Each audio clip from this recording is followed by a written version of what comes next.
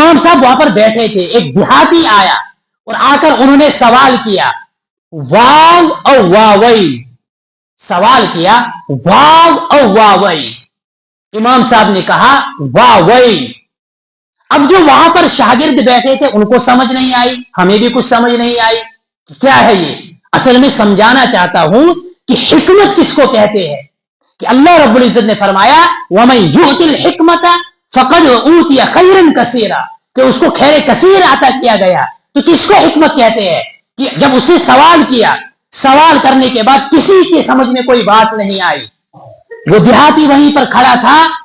اب جب کسی کے ذہن میں سمجھ نہیں آئی تو شاگردوں نے استاد سے سوال کیا کہ حضرت اس نے کیا سوال کیا۔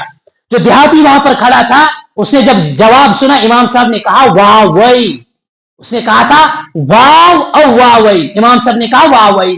تو وہ چل دیا اور جاتے جاتے اس نے جواب دیا، اور جواب نے کہا لا ولا۔ یہ دو جملے کا لا ولا یہ بھی کسی کو سمجھ نہیں آیا۔ اس کے جانے کے بعد اصحاب نے امام اعظم سے پوچھا کہ اس نے کیا سوال آپ سے کیا؟ تو امام صاحب نے کہا اصل میں یہ پوچھنا چاہتا تھا کہ التحیات جو ہے وہ دو واو والا پڑھنا ہے یا ایک واو والا پڑھنا ہے؟ التحیات للہ والصلوات والطیبات، اس میں دو مرتبہ واو ہے، اور ایک التحیات ہے کہ اس میں ایک ہی مرتبہ واو ہے۔ احناف کا جو مسئلہ ہے وہ یہ ہے کہ التحیات وہ پڑھنا ہے جس میں دو واو ہے۔ یہ الگ اختلاف ہے کہ صحابی سے کیا ہے، یہ دوسرا علمی مسئلہ ہے، اس کو نہیں چھیڑیں گے ہم نے سمجھنا ہے حکمت کس کو کہتے ہیں۔ تو امام صاحب نے کہا کہ التحیات وہ والا پڑھنا ہے عند الاحناف جس میں دو واو ہے، یعنی التحیات للہ والصلوات والطیبات، اس میں دو واو ہے۔ ٹھیک ہے، یہ سمجھ آ گیا کہ واو اور واوئی یہ کیا تھا، اس کا جواب کیا تھا۔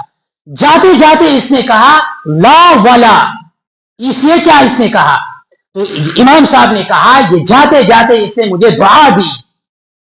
ساتھیوں نے کہا، پوچھنے والوں نے پوچھا کہ یہ تو کوئی دعا ہے ہی نہیں، لا ولا یہ کون سی دعا ہے؟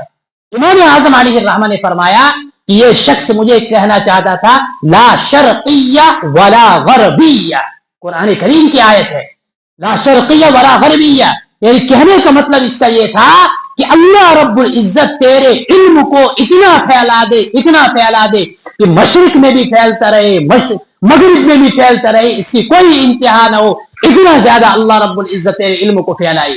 یہ ہے حکمت، کہ اللہ رب العزت جس کو حکمت عطا کرتا ہے تو اس کو خیر کثیر مل جاتا ہے۔